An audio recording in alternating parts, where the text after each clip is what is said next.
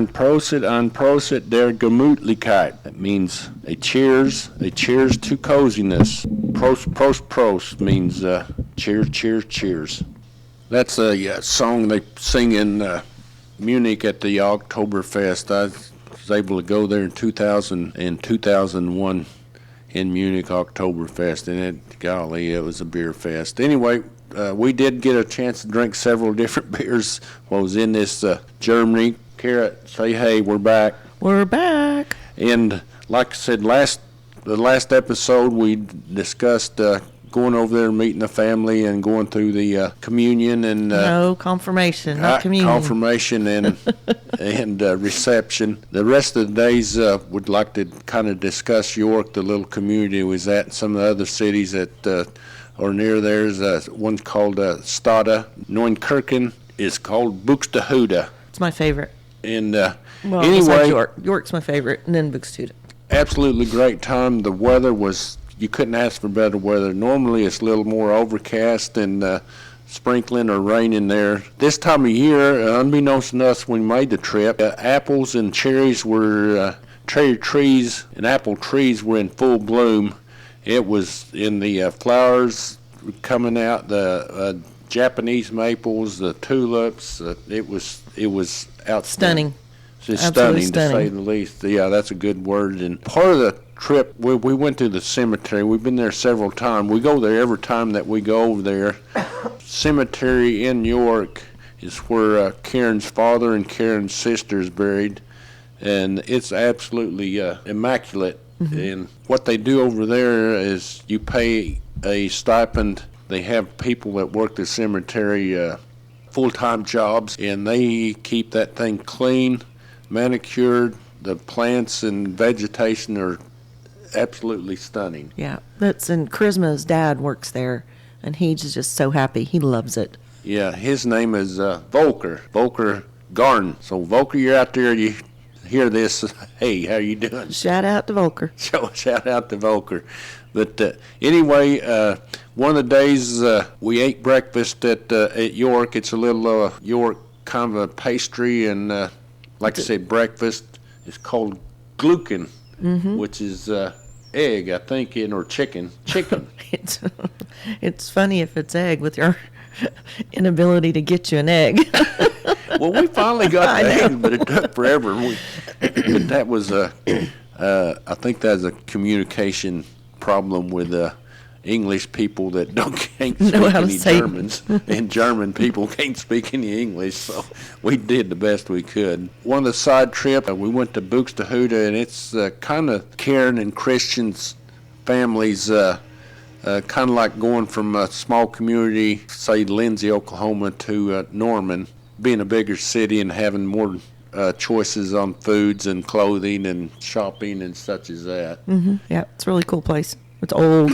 That's what's so fun, is everything is just so old. This city was over 500 years old. And Stade is over 1,000, isn't it? Yeah, Stade is another community just a few minutes from Buxtehude, and it's over 1,000 years old, and they have the original bricks and rocks and stuff for the roadways. And a lot of times in the cities like Buxtehude and Stade, there's a lot of areas that you park away from the central part of the city, and cars aren't allowed unless they're doing special deliveries. Public cars are not allowed in the closer part of the. It's pretty cool that you either have walking traffic or bicycle traffic, and no car traffic in some of these older cities. Yeah, it's really nice. And everything is so clean. There's no trash. There's no pollution. It's just more pure, I guess is the way to put it. The weather was outstanding. It was probably lower 50s in the morning, and it got up to upper 60s in the afternoon. 2 days it was partly cloudy. Then the other 5 or 6 days was full sunshine all day. It was outstanding.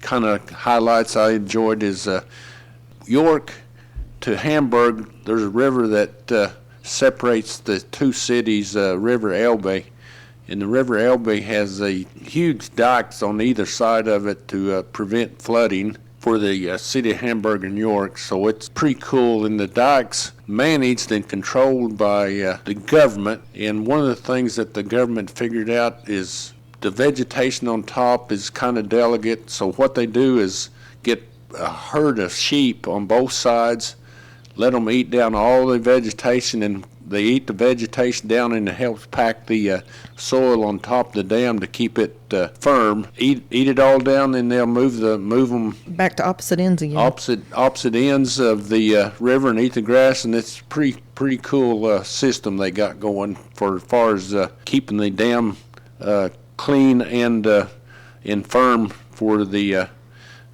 rains that they get, where it won't be washing it away. So that was pretty cool. And one of the days we went to along the River Elbe, and they had food trucks there. Go ahead. Yeah, they have these food trucks that open up, and then you can just go down there and just like you would in the States, grab your meal and sit at a picnic table. But it's super neat. I mean, but you're right there on the river. That day it happened to the sun was going down, so it was getting kind of chilly, but you're just right there on the river, and people just walk along. And What kind? We ate bratwurst, and what other? what was it? They didn't call it bratwurst. They got it was sour crack. I think it was like Wurst or something. yeah, Crocker. It was Kraker or something, but it was a It's kraut. It's kraut. Sauerkraut with basically Big a old sausage. or But it was a kind of sausage that was, they have different kinds. And then, but let's see, you had fish and chips. The kids had, good gosh, Raphael and Colin they had chicken bits and then they had a fish and fish chips sandwich. And then, so it was funny. bratwurst and rotwurst sausages. It was awesome. Then, was like I delicious. said, they have the local beer over there. That's the working man beer. Is called Astra, Astra. It's good lager beer. Drink our share of it. I had Glühwein. Glühwein is don't know, it's basically a wine that they add some other It's a mulled wine. That's what it is. mulled wine. It's usually it's during the winter. It's more popular over there, but I love it. And so Yeah, and they just make it better over there. The mulled wine or Glühwein's what they call it, and it's basically a seasoned wine that's heated. So you kind of drink it like hot tea or hot coffee. So it's pretty. but it's not at pretty work. good. But like I said, the shopping in Buxtehude is awesome. Then that one day we went to a little community called Stada. They had a little carnival going downtown.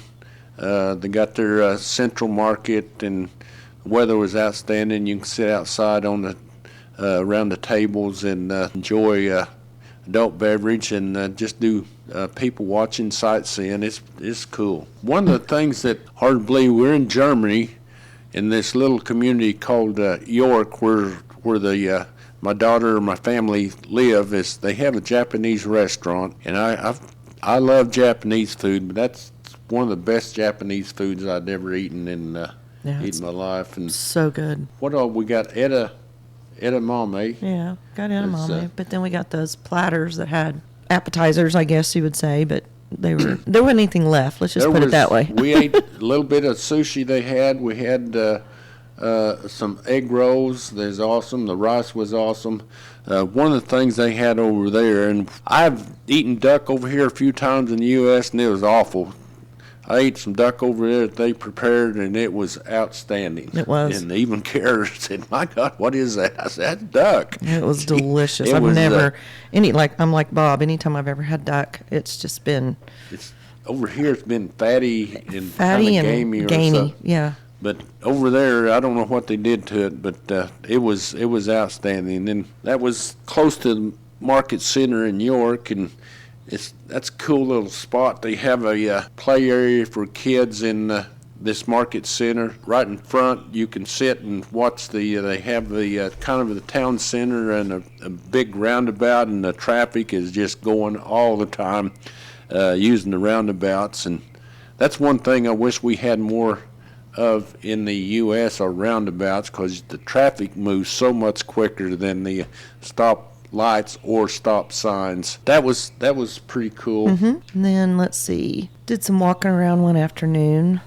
We stopped at that Greek place that was right there. Yeah, they had a Greek place. Me and Kara, our German family, had one. They had school going. Karen and Christian had some work obligations they needed to take care of, so they kind of left us on our own. So we migrated to a Greek bar restaurant that was right in the market center of York. We ordered beer, and she had a cocktail, and they brought another little shot, and I'd never seen it before. I said, okay, whatever. It was clear. You taste it, and it tastes like kind of a licorice anise. Anise, is that the word? Mm-hmm. But it's white instead, and it wasn't like a Jaeger or Rumpel. It wasn't, because I can't stand either one of those. Yeah, but Jaeger is it. I've had it. I don't like it. And called Ouzo. That's a Greek. They serve it most of the time. If you go to a bar or restaurant, you'll get a shot of that along with your whatever other cocktails or beers you may order. But that's the first time I'd ever had that, and it was different, to say the least. I'd probably be a one and done on that. I don't think either one of us had nose hairs left after we took it. So we had a excellent time. The weather was outstanding. Got to meet extended family at reception after the confirmation. Got to meet Christian's brothers, Christian's parents, Charisma, like Raphael, some friends of Karen, friends of Colin. So it was special for us. Karen and I kind of took on the job as the bus boys and caterers and dishwashing and stuff. We kind of stood back and helped keep things clean and washed up, and serving beer and serving champagne and cocktails, and make sure the place was clean. It was awesome. We finished that. Had to. That was on Sunday. Yeah. Well, I'm kind of rolling. We had a cookout at their house. At their house. Had a cookout at their house, and Christian cooked some sausages and some other meat and some chicken. It was outstanding and fun as always. Just hanging out with family. The cool thing is that literally around the corner. I mean, we're talking what most people would walk to their mailbox from their front door. About 40 there's or an 50 Airbnb yards. Literally right there, almost next door to them. This little Airbnb, and the lady that owns it is just hysterical. She speaks no English, and so She's she will have 85 or something like that. She'll talk your leg off. You get trapped because she just wants somebody to talk to. She's just adorable. She's about 4'8". Bob always sends me in to pay her. She'd lost her husband over 40-some years ago. She'd never remarried. She's been a widow all these years by herself, and she could speak very, very little English. Kara couldn't speak hardly any German, and they had a 20-minute visit with each other with the language barriers. It's pretty funny, but it's really cool that we was able to stumble on this with the help of Karen and Karen's mom, Anne Marie, found this lady that was willing to share a portion of her house. And like I said, there's a bedroom, a shower, toilet, kitchen, living area, and all that was 50 euros, which is about $60 a night, which is like, oh Nothing. my God, it was. And it's absolutely perfect for everything you need. I mean, because we'll go to the grocery store and grab some meats and cheeses and juice or water, just something like that, and it's just right there. We can snack if we need to, or wait for the kids, because most of the time when we're over there, they have to work at least a little bit, and the kids have school, so we'll just kind of hang out there for a little while, and it's absolutely perfect. It's definitely a God wink. So it's I just wanted to share that we was going to try to do record a session in Germany with a family, and we didn't have the correct electronics. It just wouldn't work out, so we didn't get to do that like I promised earlier. But sharing our excellent adventure with our German family, it's kind of neat to have a relation after 25 plus years. See my German daughter grow up, get married, have children, and the children are 14 and 11. Just watching them grow up, so it's pretty cool to have that relationship. We're on our last day. Our flight leaves at like 10 in the morning from Hamburg. We've had a flight from Hamburg to London Heathrow back to Dallas, and first time that Karen and I landed in London, so it was pretty neat to be able to go to another country. And one thing that kind of baffled me is you have to ride the bus from one terminal to another, and they're on the, I called it the wrong side of the road, on the left side of the road. We're in a bus, and oh my God, you just look up and it's like, oh my God, we're going, what the hell's he doing? Oh, we're in the wrong country. They drive on that side. So it was crazy to do. I don't know if I could ever drive over there without being totally screwed up. Kara says I'm dyslexic anyway, and trying to get on the, on the road where you don't know left or right, I'd be lost. But Well, that was It was a hopping place. That it was a one really, really busy airport. airport, and cool to be over there. And So many there- different nationalities cruising through there. I mean, all you the got somebody different- from every yeah. country. Yeah, coming. was neat. It's a huge hub for a lot of different nationalities. So it's pretty cool to be able to do that and experience that. So Kara and I got it on our bucket list. Maybe we'll go there and spend a few days and one of these times and meet our German family in London and go on from there. But that was we're going to kind of wrap this up. Next week or so we'll have another topic for you. We'll go on from there. Maybe we'll get a little bit more regular. So I usually put it out on Facebook or Instagram or something that we're doing another podcast. So enjoy doing it and kind of sharing our life with the people out there that's interested in listening to us. Thank you. See ya. Bye.